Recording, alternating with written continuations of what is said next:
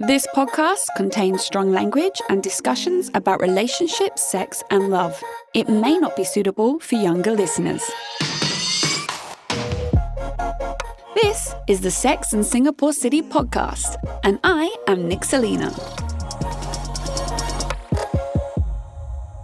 Hey everyone, it's me. Hi, Nixalina here. Welcome back to another episode of my podcast. Thanks for tuning in. Hoping you're enjoying the content as always. This episode is very, very important for those going through a breakup and or having to disconnect from a toxic relationship. It is called the no contact rule after a breakup. Okay. So the no contact rule is extremely significant to relationships that were toxic of all forms, and you are entering the breakup and or the breakup was just happened. The no contact rule is also really important for normal breakups, for healthy breakups. The no contact rule is also extremely important if you are just taking a break from a relationship. Basically, the no contact rule is important and should be implemented at every opportunity when your relationship is having time out and or ended. So what is the no contact rule?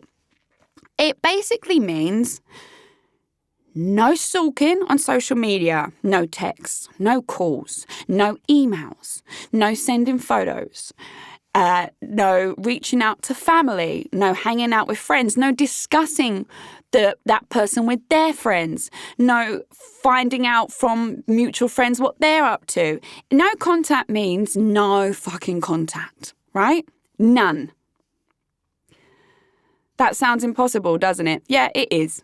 It's nigh on impossible. So what happened? Let me talk you through my no contact. What happens is you go through the breakup, and you want to know why, especially if it's toxic or you've been betrayed. Why has this happened? Why are you doing this to me? And you're angry and you're crying and you're screaming and you're devastated. And why don't you love me? And why is this happening? And your world's been torn apart. Most of the time, those conversations don't end anywhere productive. A lot of the times, in that heat of emotion, albeit a high of sadness or a high of anger, we end up saying things we don't mean. You can often come off looking irrational or illogical. And if you are dealing with a toxic person, those conversations won't touch the surface with this person, right? So what you need to understand is whatever you feel, voicing it to the person in question is futile, okay? There is an exception, and I'll come back to that. It's futile. What the best thing to do is to voice all that in a journal. Oh, yeah, I know, journal. In a therapist, in your friends, in your support group, in your family, but don't voice it to that person. You go no contact. The only time it's not futile is if you are in a healthy relationship, right? Which apparently is out there. You're in a healthy relationship and you guys are just like, perhaps you're trying to work out, what your deal breakers are, or there's a job abroad, or you're trying to figure out what the next big move is. If you are able to go on the break and have healthy discussions, then yes, that's a positive move. But I would still say, even before you get to the healthy discussions, you go no contact for at least a month. The general rule is like 30 to 60 days. It's not like 2 weeks. At least minimum a month. Because even in the healthy relationship break up or just a break, you still need that time of absolute no contact to start putting into place your own thoughts. You need to take a step back from the emotional side and then objectively look at the situation. Okay, I love this person. What qualities do they have that I love? Is this where I see my future? Am I, feeling absolutely gutted that they're gone? Do I think that perhaps these things could be resolved? You need that space and time apart and no contact to be able to come to a solution together. If it's a toxic relationship and it actually is a breakup, say you were lied to or you were cheated on, they're like the main betrayal go-tos, right? Then the no contact rule is absolutely necessary to implement as soon as you possibly can. Situations like mine, I couldn't implement no contact because I was still living in the penthouse. So I was still having emails for months and months and months, email communications, but I did block him off my phone. He blocked me. He didn't have any social media anyway, thank God. But if he did, I would have blocked that. And I pushed as hard as I could for myself to remain no contact. And what I realized is I broke it loads, right? I mean, we're all human. Let's be honest. It's so fucking difficult. Especially if your whole world has just suddenly fall apart and it wasn't planned. But every time you break no contact, you go, right, the next morning, going to get back on that horse. You just keep trying, a bit like quitting smoking. Okay, I fucked up yesterday, I had a cigarette. And I'm doing it from now. You keep going until you get it right. And what happens when you really do go no contact, and I can tell you from absolute personal experience, you start to heal faster than you ever imagined. It's like all the while you're going, what, even if you're reaching out going, why have you done this? Why have you fucking done this to me? How could you do this? You're a piece of shit. How could you fucking lie so much? You do whatever. You're still throwing energy at that person. That person is still in your life. And that person is still negatively affecting you. You are energetically connecting yourself still to the person that caused the pain in the first place. And it's madness to think you can heal in the same place you got sick. I'm going to say that again. It's madness to think you can heal in the same place you got sick. It's impossible. When you implement the no contact, and if you're dealing with sociopaths, psychopaths, narcissists, toxic people, pathological liars, if you're dealing with all these wonderful types of humans, they are probably going to be on your balls trying to keep the connection. They don't like losing things, and you're a thing they lost, and they don't like letting people go. They don't like being exposed for the horrible person they are. They don't like people finding out about how awful they are on the inside, and they don't like losing. These people are going to take your no contact as like a personal attack, and they will try and hoover you back in. They will try and suck you back in. If you give them the space to communicate, they're so clever with their words that you will trip and fall and you'll believe them, and you'll suddenly be back in the relationship, and then they're back to treating you like crap again. No contact protects your own boundary, protects your energy. It also gives you the silence and the peace to sit with your own thoughts. Now, don't get me wrong, it's so painful to do it at the beginning. You think you're going to die. You think, I can't get through the next day. I can't do this. I can't get through the next day. I can't get through the next day. You feel extremely isolated. You feel alone. You feel abandoned. You feel like all the feels, all the negative, horrible feels.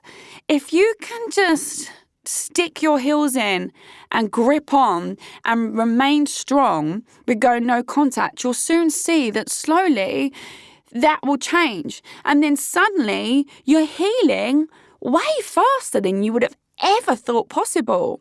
Like if someone said to you while you're happy in the relationship, you'll be over this is going to end and you'll be over it in a few months. You'll be like, oh God, no, this will kill me. He's my everything. She's my everything. There's no way. I'll die if this doesn't work out. You're very dramatic and in love and full of the feels.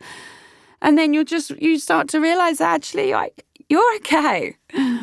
It's okay. And then with the no contact, what happens is you start to realize your own worth and you devalue them in your mind because you've probably put them on a pedestal.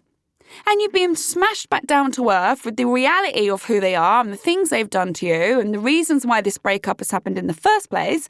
And then you're like, right, now I can see you clearly because you've had the time and space and silence. You must disconnect. The no contact rule after a breakup is the one thing I am like 110% about. It's the thing to do. And I don't usually work in absolutes, but 110% no contact. And like I said, even if it's a healthy breakup, even if it's like a break, you got to go no contact. We have to learn to regulate our own emotions. We have to learn to regulate our own self-esteem. We have to learn to exist on our own. You put all your happiness into someone else. You put them as the purveyor of your own needs and wants and what gets you through the day. You're fucked. You're not self-regulating. You're not able to be standalone. You've made yourself whole only if you're with someone else. That's extremely dangerous.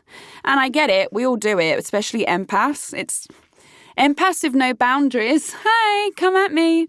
We're like, God, narcissistic dynamite for that kind of level of just selfless give. But no contact after the breakup, that will help you heal yourself and become whole by yourself. What it also does, it's like a win-win. It gives that person the fucking taste of their own medicine they deserve. The abandonment. You know, all narcissists have a deep fear of abandonment, of being exposed. It's called their false self, their fakeness, and they're terrified that they'll be found out and their fake mask will slip and everyone will know who they really are, because who they really are is vile. It's like Dorian Gray. If you don't know that fable, is it a fable? It's a story, right? It's actually into a great movie with Ben Barnes, who's stunning. I digress. Please Google Dorian Gray. But that's basically what happens to the narcissist. Beautiful, charismatic, stunning. Suddenly, something happens. You've decided to leave, or they've discarded you, either way, and the full self has slipped and you see the real person. Even if it's just a non-narcissist and it's a toxic person, or if it's someone you love and they cheated or whatever, that you think, oh, that's a healthy person, but they fucked up. Whatever it does, the no contact gives them a kind of taste of what they deserve. Do you know why? Because they've lost you. And you've got to put such a value on yourself that you've got to understand that when you withdraw yourself, that's punishment enough. You don't need revenge. You don't need justice. You don't need karma to get them. Their karma is that they've lost you. And that's what no contact gives. Not only does it help you move forwards quicker than whatever you imagined. And we do not want to sit and break up. We don't want to sit in that forever. Like, that's awful. Breakup and heartbreak and the emotions, we all want to heal from that as fast as we possibly can. No contact is how you get there as fast as you possibly can. But also, in giving yourself that moment and space, you're serving them the justice that they do deserve, which is you're gone. So they get to sit in their own thoughts and feelings. And if they did cheat on you, they get to sit and think about that. If they move on in lightning speeds, which I know is something we all fear, right? Oh, if I don't contact them, then they'll forget about me and they'll immediately find someone else. Yeah. And what kind of person does that make them? Okay, let them go. Because all you've done is seen the reality. You can't love someone the way they pretended to love you or the way they said they loved you. And you might, but say, Nick, they did love me. But you can't do that and then immediately fall in love with someone else within a week after. That's like that love, yours or the new love, it's not real, is it? It's fake. So I know that's that fear. If I go no contact, what if this and this and this and this? But you've broken up, right? You've broken up for a reason. Something's happened. Something's happened. That's why you've broken up. That's why you got to go no contact. If they do move on, that's a risk you take. And honestly, I'd say it's probably in your favor because I'm assuming you broke up because the relationship wasn't working. If it's a healthy relationship, you go no contact and they're exploring other options. I do understand that's very painful. It might be what's needed to happen for you two to eventually come back together. But it also might be like, okay, well, we've realised actually we both want to move on separately and you just give each other the blessings that you both deserve. It can even remain friends, you know? But any option on any breakup or break or whatever, go no contact. Minimum a month. At least.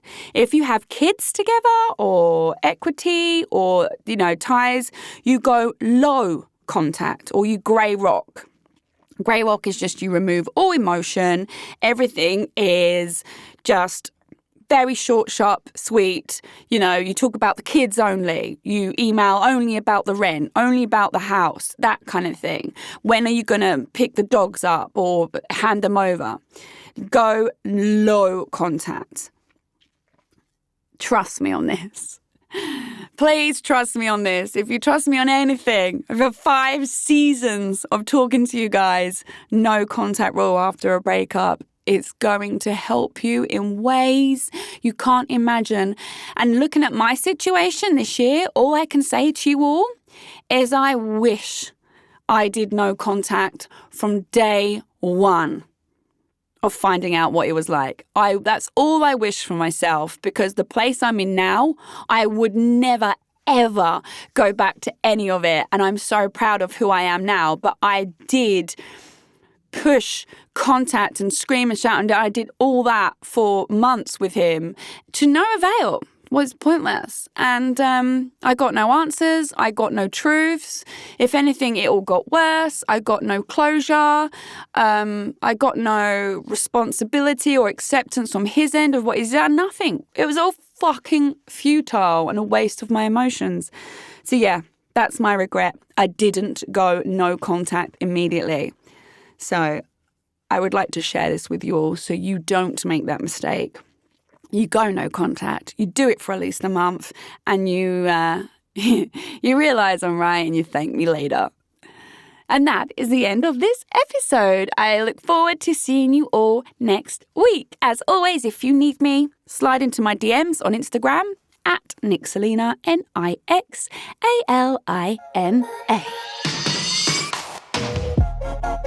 Thanks for listening to the Sex and Singapore City podcast. This episode was produced and hosted by me, Nixalina, and recorded at the Splicecast studio in Singapore. I'm available to listen to on Spotify, Apple Podcasts, Google, and all major podcast listening apps. Do subscribe to enjoy a new episode every Monday evening. Please do give me a 5-star review. It helps other people also find my podcast. For more awesome content and features to read, you can check out my website, sexandsingaporecity.com. That's sexandsingaporecity.com. I'm also on social media. Simply search at Nixalina, Nixalina, to find me. Don't be shy. Come say hi.